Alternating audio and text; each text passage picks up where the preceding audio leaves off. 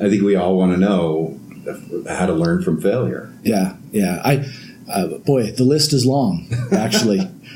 Yeah, I recently read Creativity Inc. Ed Catmull from Pixar wrote about his own leadership experiences and what went into making that organization what it was. And he talked about something that made a lot of sense to me, because it's one of the places where I've failed multiple times, because it involves people. He talked about, once you're in a leadership position, how you get blind spots. People treat you differently.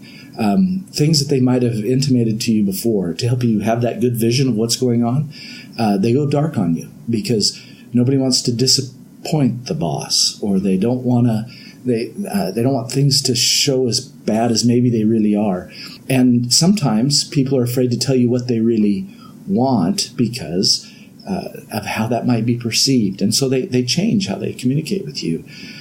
I haven't always recognized that in the past. It just clicked when I read about that phenomenon, and I knew it was there. I knew it was there. I had the experience early on of being made a leader over what used to be a peer group, and that changed those relationships. And I was far too young and experienced to really understand what that meant. And it cost me a very, very good friend for a number of years, because I really frustrated him when I failed to see that our relationship had changed. He had expectations. I didn't read that right, and I didn't treat him as well as I might. Now, thankfully, he feels like he could have done a way better job in relating to me at that time, and I'm more than happy to share blame with him on that, as we've since reconciled. But that was a tough thing at the time, to lose a good leader out. He'd left the organization because I didn't handle that situation as well as I could have. I didn't recognize that things had changed. And that still happens. I still have to watch and find those blind spots and find ways to get around that, because everybody does it differently.